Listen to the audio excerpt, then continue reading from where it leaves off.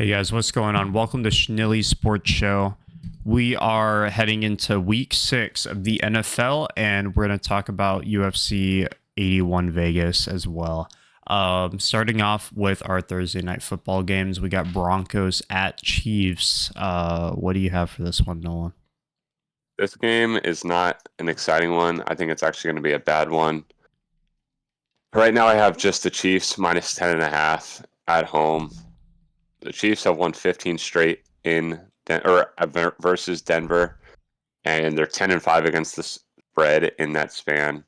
So I like Chiefs minus 10.5. I know it's a big spread, but I just really feel like Denver is on the verge of crumbling. They've been awful this year. And I feel like this could be Sean Payton's last game. I feel like he could have a brutal loss tonight and he'll resign tomorrow. I just feel like that team is in complete turmoil. They're in bad shape. I feel like the Chiefs are kind of rigged to win this year.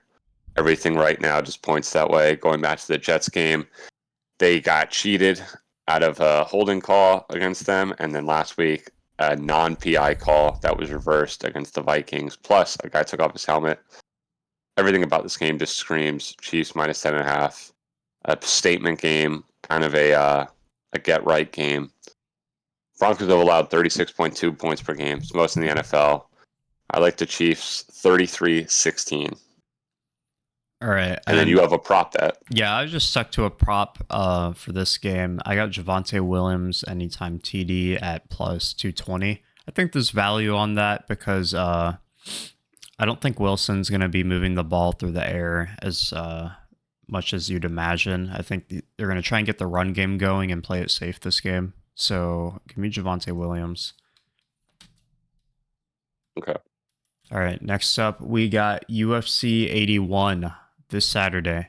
Daniel Lacerda money line for my first bet, plus 285, pure value shot. These guys have fought before. He's taking on Edgar Chairez, but they fought like three or 4 weeks ago. Their first fight ended in a no contest. It was a bad referee stoppage. He stopped the fight while Chairez was on Daniel Lacerda's neck, and he thought Lacerda went out. So he stopped the fight, but Lacerda was like clearly there. He didn't tap or anything. I don't think anything about Chairez's game warrants a minus 300 because this guy shouldn't be a minus 300 against anybody at the UFC level. And, you know, even though Chairez was kind of dominating the first round of that fight before it got declared a no contest, Lacerda was showing like a more patient game plan. Usually this guy is kind of round one or bust and comes out like a fucking wild man. But I think because he's on the 5-fight skid and his job's on the line, he's trying to like change up his game, be more patient. But those 5 losses in a row, those aren't like... Those could have gone his way easily. He had every guy in those fights hurt, and all they did was just like kind of survive, and Daniel Lacerda gassed. That's basically what happened in each of those fights. You know, that's who Daniel Lacerda is. He's a fucking madman. So I'm taking the value shot on Lacerda. I think plus 285 on this guy's a fucking steal. He's got all the skills. Edgar Chairez isn't that great. So yeah, give me Daniel Lacerda. Moving on. This may be my favorite bet of this fight or of this card. We'll see. I got Andre Petroski taking on Michel Pereira. Andre Petroski, I bet him at plus 140. He opened up as the favorite. I forgot what it was. I think minus 150 or somewhere around there. But he opened up as the favorite, and the line completely flipped. Andre Petroski is now plus 185. I got him at plus 140, so I kind of got some reverse CLV there. I might put a little more money down though. I might double down. It doesn't on concern you that his line flipped like that? No, usually with like UFC, it doesn't really mean an injury or something's going on unless like I don't know. Usually when it flips, it's usually just sharps coming in and because Michelle Pereira opened up as a plus 190, and he shouldn't open as a plus 190 against anybody. I think it was just a mistake on the bookie's end. And then it was sitting at a pick'em for like the longest time, for a couple days, and then more money kept coming in on Michelle Pereira. Everybody who was late to the Michelle Pereira underdog party. Petroski has amazing grappling. He has a good wrestling game and a good jiu-jitsu game. But I like how he mixes both together. Usually you see guys, when they have a good jiu-jitsu game or wrestling game, they have a deficiency in the other. Like they're not able to get it down to the mat, but they have great submissions, or they're able to get it down to the mat, but they're not dangerous enough. Petroski's kind of got it all when it comes to that aspect. Petroski is stepping in on short notice, but it's nothing crazy. It's just a couple weeks. Petroski made a camp switch, actually. He is actually at Bang Tao now in Thailand, the former Tiger Muay Thai kickboxing gym. So he's kind of working on rounding out his game with the striking as well. And I expect to see improvements in this fight. Pereira's got really good striking, and he's shown more discipline. He used to fight like a wild man, and he would end up losing. Like he would do backflips inside the cage and shit. And neither guy is really known for having like good cardio. Like they're both kind of known to be gassers, but we've seen Petroski in round 3 scenarios look gassed, but it's just his body language. And then he'll throw a fucking 4-punch combination. You'll be like, okay, this guy's not really, that gassed, or he'll shoot for a takedown. It's just the body language, I think. I think he has more heart if this goes to round 3, which I see it doing so. I think he has more heart to stay in the fight than Michelle Pereira, who's definitely got more miles on the tank. Also, he pulled out of his he didn't make weight his last fight. Like, so I don't even know if he's going to make weight here. And, I mean, yeah, we'll see. We'll see. I don't even know if this fight's going to happen. It probably should. Petroski's a dog. He should still fight him, even if he does miss weight. Give me Petroski. I think he's got the more heart, the more skills, at least the more well-rounded fighter. I think he'll edge this one out. I have 2 bets on this fight. So I got the Petroski money line, but I also have the over 2.5 at -110. I think these guys playing into each other's kind of weaknesses is going to take this fight over. The over 2.5 you could have got at like +150 earlier in the week. I missed the line, but it's still kind of climbing right now. But I got in at -110, which I still feel good about. Both these guys are kind of attritional, and they're both very tough. Like, I think to finish Petroski, you need to sub him.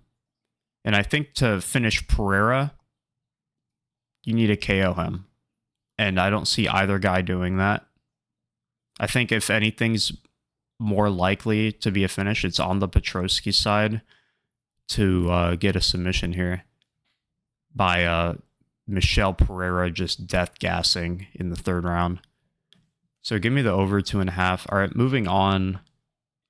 Jennifer Maia taking on Viviana Araujo. I like Araujo. Like, she's a good striker. She's got a black belt. But Jennifer Maia, I think, has the same level of striking, to be honest. And there's no deficit for Araujo's game, because she is a striker at heart. And Araujo has shown to have some trouble on the mat. Like, she'll get held there at times, and she won't be able to get up. She doesn't really put herself in bad positions, though. So I give Jennifer Maia to just, like, wrestle her here. But the problem is she hasn't been using her wrestling game. Like, she has had 11 UFC fights, and she's taken 3 takedown attempts, which you don't like to see. But I expect her to, like, just push a high pace on Viviana. Viviana tends to slow down later in her fights. So give me Jennifer Maya. It's going to be really close. Like, I don't think it's going to be a sweat-free bet at all. So give me Jennifer Maya by decision. I took her at minus 150. All right, the main event, we got Sadiq Yusuf taking on Edson Barboza. Edson Barboza is from a different era of the UFC. He's getting up there in age. He's about 37 years old. Yusuf is going to be the much younger fighter, and I think the much more cerebral fighter. He's the thinking man's fighter. He always brings a good game plan, and he breaks down his opponents very well. Sadiq Yusuf, he's got a ton of power in his hands, but so does Edson Barboza. But Edson Barboza, people are talking about him like he's washed. I don't think he's washed. He's just fought really good level of competition. But I think Sadiq Yusuf is going to shine in taking the step up here. So give me a minus 170 for Sadiq Yusuf. All right. Okay. There's a All lot right, of, my time to a lot of shine. shit. That was UFC 81. Obviously, I'm not the expert there. This is my expertise here for NFL Week 6. I have a few more plays than usual. Actually, I have one more play than usual. We'll start off with the Ravens minus 3.5.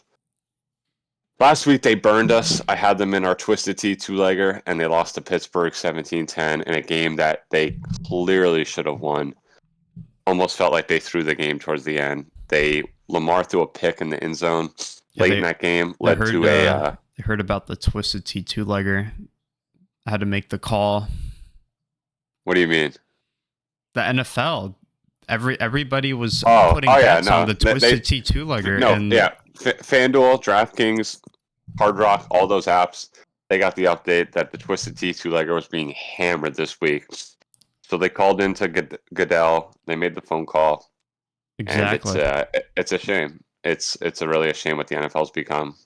It's no longer about business. It's just strictly entertainment, and we're getting robbed. So anyway, I like Ravens. Sorry, feel like I'm definitely getting sick right now, but I like the Ravens minus 3.5 in London against Tennessee. Tennessee going into the year, I really did like them. Right now, they've been so hit or miss. Last week, they came off a loss to Indy, 23-16. And they haven't been consistent. They're kind of like shying away from using Henry now. And I don't know. I feel like this is a good game for the Ravens to kind of get back on track. It's considered a Titans home game, but really it's 50-50. In fact, it could be more Baltimore and London than Tennessee. So I do like the Ravens here, minus 3.5 against Tennessee. Moving on, I got Seahawks Bengals over 45. I bet 45. I don't know if the line's shifting. Last time I saw it might have been 45.5. But regardless, I do like this game to go over. On the year, both teams are 2-3 on hitting the over, so it's not leaning in our favor in that aspect. But I feel like last week was a good week for the Bengals. They got back on track. Jamar Chase went off. He had 3 touchdowns. I think almost 150 yards, if not more. So their offense is finally starting to click. Burrow looks a lot more healthy. And I feel like their offense is really going to come together this week. And it's in Cincy. On the Seahawks side, they're coming off a bye week. So they're well rested. They're going to come out strong. They're coming off a blowout win in New York to the Giants Monday night. They won 24-3. So both offenses can clearly put up enough points to hit this over. Right now I have Cincinnati winning this game 26-24. I can see this going into the low 30s too for both teams. I agree with you. I actually like the over 45. I think that that's a good bet. I mean, I might put that in. The only thing I disagree with you on is the Seahawks are winning this game. That's honestly, that's why I'm avoiding betting on it. I think I did consider betting on the Seahawks straight up, and I think they're sitting at like a plus 115. I know they're like 1.5 or 2.5 point underdogs right now. That's even better. Like I'm trying to pull it up. The Seahawks should No, they're sitting at 3 now, +3. Yeah, they're at one plus I 127 mean, on the the money line. Bengals had one good game this season, and now they're favorites against the Seahawks, who have been slaughtering teams. I mean, I do think it's a weird line, but it is in Cincinnati. I think last week said a lot about Cincinnati that they might be back on track, and it could be a trap game Yeah. for either teams. Really, I feel like it could be a one-sided game, but overall, I just feel like it's going to be high scoring. So the spread and money lines, I'm avoiding for this game. So I like the over 45. Got it at -110. Should be sitting still roughly around there. Yeah, that's what I'm seeing right now. Yep. I like it. My next pick, which most people won't like, even myself as a Patriot hater, but I feel like I have Patriots money line at +147. I do feel like the Patriots are in a really bad spot right now. They're on the verge of benching Mac Jones, I feel like, even though they're denying it. But they're just been really rough. They lost 34-0 at home to New Orleans, who I think is a mid team. And I don't know. I like the Patriots this week going up against Josh McDaniels, old OC for New England. Kind of a bit of a revenge game for him, but at the same time, I feel like Belichick will kind of have his number. The game's in Oakland, or I keep saying Oakland. Game's in Vegas, so you kind of get the edge to the Raiders there for that. But I don't know. Nothing about the Raiders scare me. I feel like they're a very hit or miss team every week. You don't really know what you're going to get. What about And what about Mac Jones to throw an interception? the bet on that, Yeah. I think it's a valid bet, but I don't know if it's not really worth those bets like that. Like to throw a pick to me just feel very coin flip esque, where literally I like those ones though. You look at like shaky QBs and they could be entertaining if you're getting good value, yeah, but I like mean, most of the time, if you did like that the with ones, Zach Wilson, you'd be rich. Like, yeah, eh, all funny. right, all Anyway, right, keep going, keep going. actually, he didn't throw one last week, so Yeah, he just teed my up, bro. He looked like a fucking animal. wait. Actually, he might have thrown one last week. I don't remember, but he didn't throw one against KC. But anyway, I like Patriots +147. Mac Jones is 17-6 straight up when the defense holds them to 24 points or less. So if the defense does its job, the odds are in the Patriots' favor, and I don't feel like the Raiders' offense is strong enough to play against the Patriots' D. Patriots' D has been getting banged up severely. They lost Christian Gonzalez for the season, I believe, and they just brought back J.C. Jackson. But overall, I don't know. It just feels like I can't see the Patriots going to 1-4. I feel like they're still going to somewhat stay in it. Actually, wait, they're 1-4 right now, right? I can't even. Yeah, they're 1-4. I can't see them going to 1-5. It just seems non-Belichick esque, and that's just kind of how I feel. I feel like they'll pull through. My last straight up play of the week is Eagles Jets under 41. This game, I just feel, as much as I hate to say it, feels like a really bad setup game for the Jets and Zach Wilson. I feel like Wilson's going to get mugged in this game. I feel like it's really going to get ugly. I don't even think the score is going to show how bad it really is. I feel like it's going to be kind of close, but if you just look at like the actual game itself and tape, it's going to be bad. For one, the Jets have never beaten the Eagles. They're 0-12 all time, which is kind of wild. But this year, the Eagles D has 15 sacks. They have 58 total pressures, which is the most in the NFL. And Jets just lost Elijah Vera Tucker for the year. Big hit to the O line. I think this is going to be a real struggle for Zach Wilson this week. I'm just there's a lot of things that can go wrong this week. I feel like the Eagles haven't been playing great. They're undefeated. Like they've been playing good, not great. They've been kind of playing to their competition, other than a few like the Bucks. They kind of played well, but they're keeping teams in each game, which is kind of scary. But this seems like a game where they kind of get right. They get back on track. They look like a dominant team. and I have the Eagles winning 24-13. So I see what you're saying. The total though, it's so low. It kind of scares me. I feel like with everything you just said, put that into the Jets Vacuum? team. No. Put that into the Jets team total under, and I feel like you could just say the same words you just said, and that it would warrant the same thing. Well, Because what's the Jets thing at? I'm assuming it's probably like it's probably low. It's probably 13. It's probably like yeah. 16. I don't know what it's at right now. I can pull it up, but I feel like I don't know, man. I see like Eagles 35. No, we're not giving up 35. Bro, I don't know. I I, see I the Eagles winning pretty badly. I think though I think when I say 24-13, I feel like it could be worse than that in terms of the game, but I think the score wise, our defense will keep us somewhat in the game because they have been every game of the year so far, other than Dallas. But the reason why we lost so bad to Dallas is because Zach Wilson made turnovers that gave the ball to the Cowboys in such good field position. So as long as the defense could do its job, which I think it will, Zach Wilson just needs to avoid turnovers. He's progressively looked better since that game in Denver. Denver, he missed some plays, but in KC or against KC, he looked very good. So And even last week, he kept the game under control and game managed, let Brees Hall do his thing, and that kind of won us the game. So this week, I don't like them to win, obviously, but the spread's 7. I think they could cover. That spread, though, is just too scary for me. So I like the under. When the under is that low, it just feels like it's that low for a reason, and they know what's going to come. Jets So I think it's going to be a sloppy game. Jets team total is at 16 and a half. Yeah, that sounds about right. So they're probably pitting the game at 21-16, roughly 23-16. That puts it at 39. Yeah, I don't. Something about that. I could see us finishing with 16 on the dot.